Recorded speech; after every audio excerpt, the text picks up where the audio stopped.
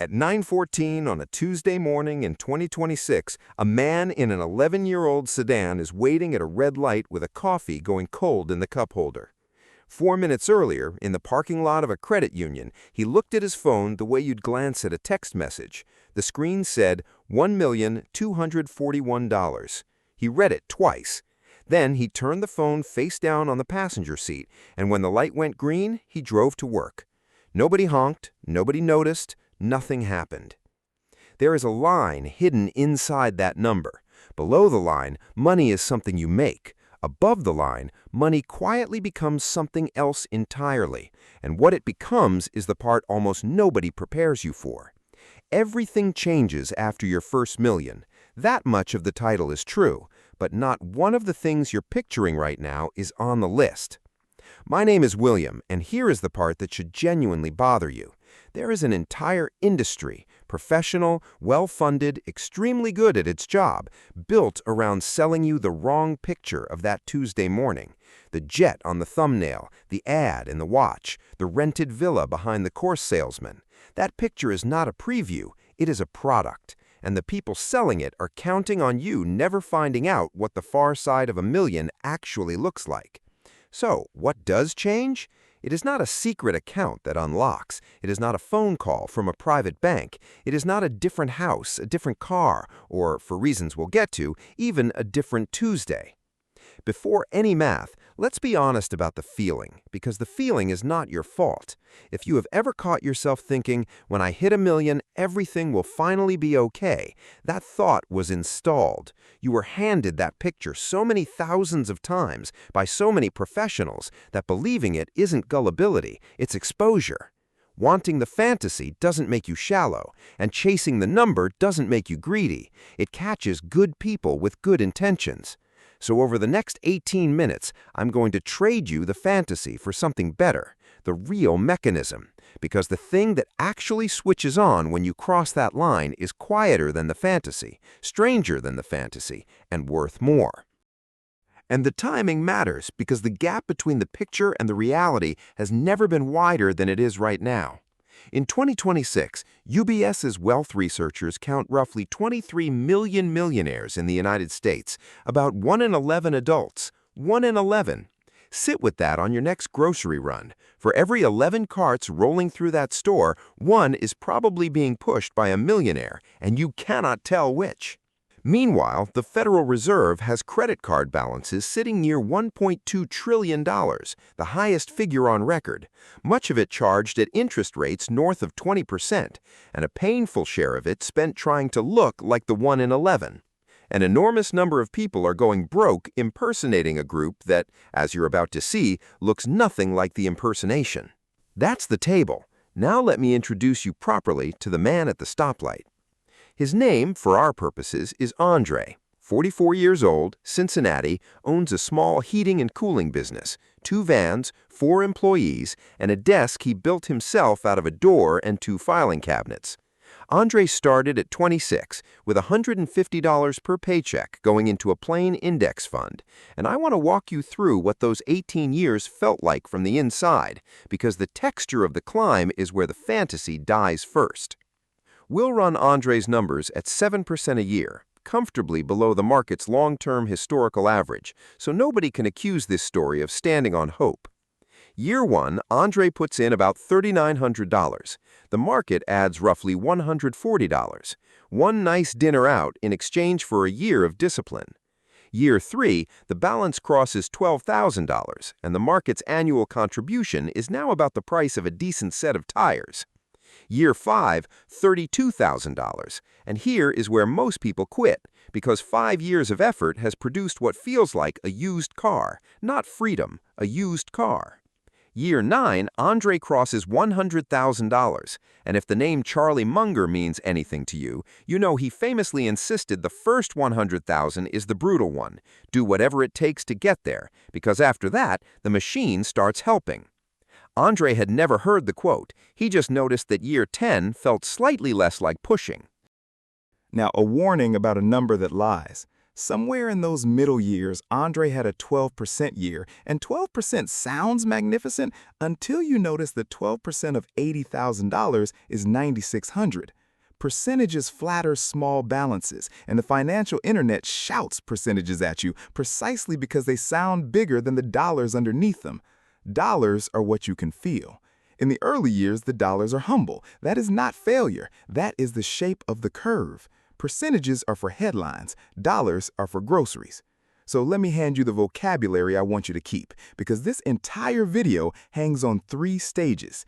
Stage 1, the engine years. The money grows because you feed it, and you are the engine.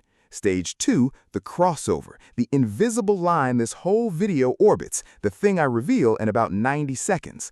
Stage 3, the caretaker years, and what happens to a person in Stage 3 is the strangest, least advertised part of the entire journey. One thing before the reveal, because I can already hear it. William, I can't do $1,500 a month. I can barely do $300. Good news, the line doesn't care. The crossover is not a fixed dollar amount with a bouncer at the rope. It scales to your own numbers, and I'll show you exactly how when we get to the late starters near the end. Nobody in this video is being left at the curb. Here is what actually changes after your first million. At 7%, $1 million produces roughly $70,000 a year. Now hold that against a figure from the Bureau of Labor Statistics. The median full-time American worker earns somewhere in the low 60s. Read those 2 sentences again, side by side. The moment Andre's balance crossed $1 million, his portfolio began out-earning the median American worker. $70,000 without waking up. $70,000. It doesn't commute, it doesn't get sick, it doesn't ask for a raise, and it doesn't stop on weekends. That is the crossover. The thing that changes after your first million is not what the money can buy, it is who does the working. Below the line, you feed the money. Above the line, the money feeds you. For 18 years, Andre was the engine. Then, on an ordinary Tuesday at a red light, he officially became the passenger. Nothing about Andre changed that year. Same vans, same routes, same door desk. Only the balance had finally grown big enough to do the job on its own. And Thomas Stanley, the researcher who spent his career actually surveying American millionaires instead of filming them, found this exact profile over and over. First generation, ordinary occupation, ordinary street. Wealth that arrived so gradually the neighbors never saw it arrive at all. The data has been saying Andre for 30 years. The thumbnails kept saying Jet. But I promised you the title honestly, it's not what you think, and that cuts both ways. Because here is the second half of the reveal, the half even the honest finance channels tend to skip. The problems do not end at the crossover. They trade places. The fear of not having enough gets replaced almost overnight by the fear of losing what you have. Psychologists who study decision-making have measured this for decades. Losses hurt roughly twice as much as equivalent gains feel good. So the day your money becomes a worker is the day you become an employer, and employers worry differently. Andre no longer flinches at a $2,000 repair, but a 20% market dip, a number that meant $8,000 in his 30s and means $200,000 now. That is a new kind of night. The finish line dissolves. Ameriprise surveyed American millionaires and found that only 13%, 1/3, described themselves as wealthy. Charles Schwab's annual wealth survey found Americans now say it takes around $2.5 million to feel rich. Notice the trap in those 2 numbers standing together. The goalpost is priced to stay just ahead of you at every level forever. Imagine the experience from inside. The week you cross, there's a strange lightness. Within a month, the balance is simply the new normal, the same way the raise, the car, and the house each became the new normal within a month. Psychologists call it adaptation. Your brain calls it Tuesday. And there's a quieter tax nobody itemizes. The moment people know, the relationship changes. The cousin with the business idea, the friend whose rent is short. Every request now arrives with a silent audit attached, and so does every no. Which is the real reason the quietly wealthy are quiet. The invisibility isn't modesty, it's armor. Nobody claps at the crossover. There is no ceremony. Andre's million looked like a face-down phone at a red light, and it will keep looking like that because the moment he makes it visible, it starts converting back into the fantasy, depreciating, leased, financed, performed. Let me pause here for a moment because we've stacked a lot on the table. The reveal in one breath. After your first million, the money becomes the worker and you become the caretaker, and the anxieties don't retire, they get promoted. If that is less romantic than the jet, good. It is also load-bearing. Jets are not. A quick pause on the thesis itself. This video exists because the honest version of the millionaire story almost never gets made. The fantasy version simply sells better. If you want more of the honest version, subscribing is how you vote for it. And do me one favor in the comments. Tell me your honest number, the amount where you genuinely believe everything changes for you, not the internet's number. Yours. I actually read those. Now, back to the part where this gets expensive for one of two men.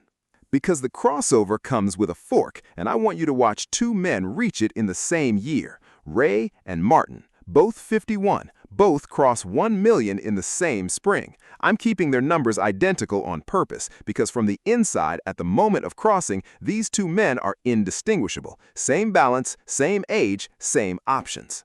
Martin decides a million is a finish line, and finish lines get celebrated. Nothing crazy, he's not buying the jet. A German SUV on a lease. The kitchen his wife has wanted for a decade. 2 real vacations a year instead of 1. Call it $32,000 a year of new, permanent lifestyle. Each piece felt reasonable. Each decision seemed small at the time. It was not. Ray does something that looks from the outside like nothing at all. He keeps the crossover employed. Same house, same car, one good vacation. He lets the $70,000 worker keep every dollar of its salary. Run both men forward 15 years at the same 7%. Ray's untouched million grows to roughly $2.76 million. Martin's million, with $32,000 skimmed off the top each year, lands somewhere near 1.9. The gap? More than $800,000. That is the retail price of the phrase, "I made it." Most of a second million traded for a kitchen and a lease badge. And this is the exact moment where somebody raises a hand and says, "William, what is the point of the money if you never enjoy it?" That's the trump card, and it deserves a straight answer. Here it is. If the kitchen, the SUV, the boat is genuinely the point for you, if you would knowingly trade the second million for it, eyes open, and you can pay without renting the image, then that is not a trap. That is a choice, and I'd shake your hand on it. The trap is never the thing. The trap is buying the picture without ever running the numbers on the picture. Martin never ran them. You just did. If Martin's math stung, if you recognized one of your own purchases somewhere in that paragraph, good. Do not scroll past that sting.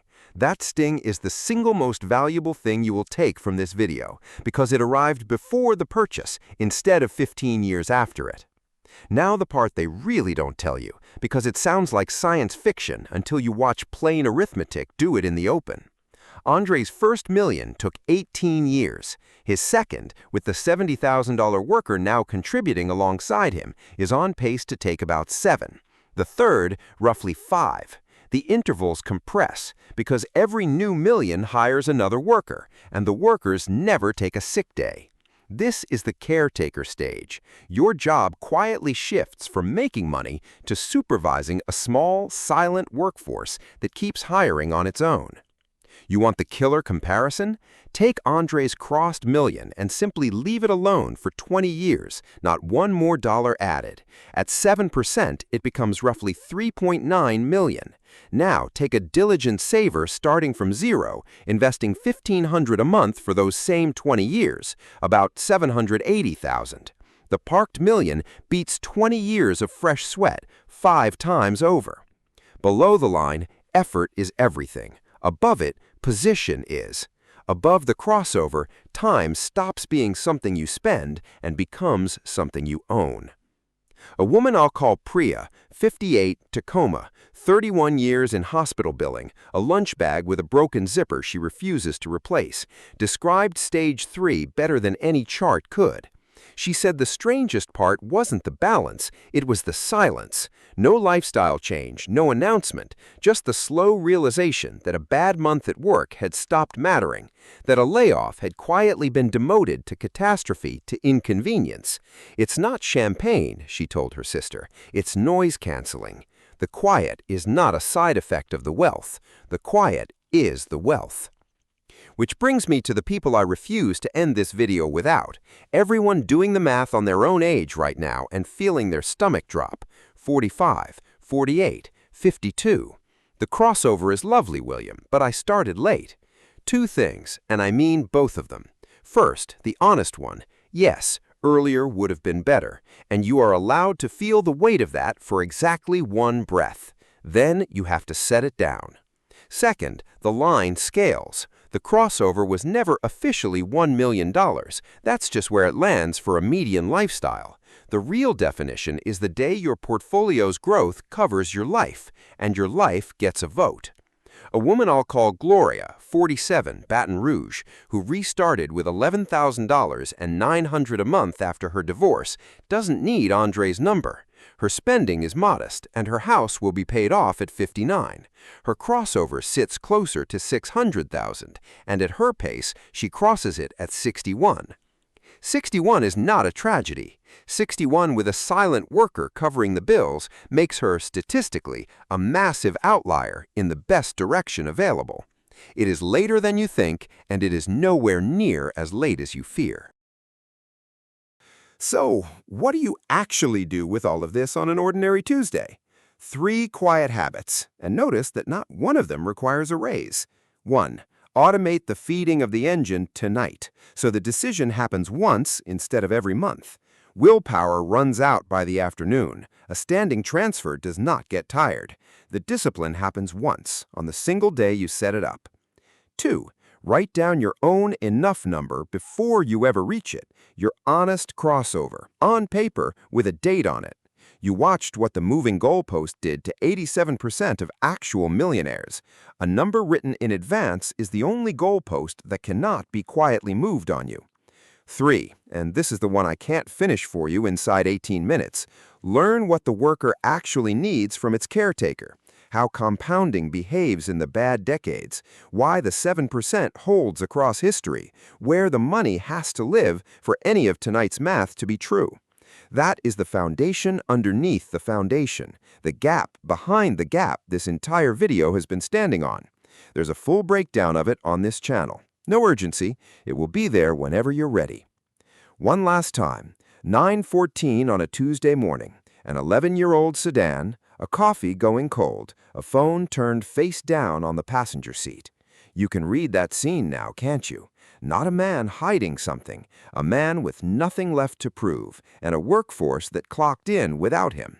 Somewhere across town, Martin is booking the second vacation on a card, $800,000 lighter, and certain that he made it. 2 men, 1 line, 1 choice at the fork. The million was never the finish line. It was the starting gun for a quieter race, and the best possible moment to fire yours is right now.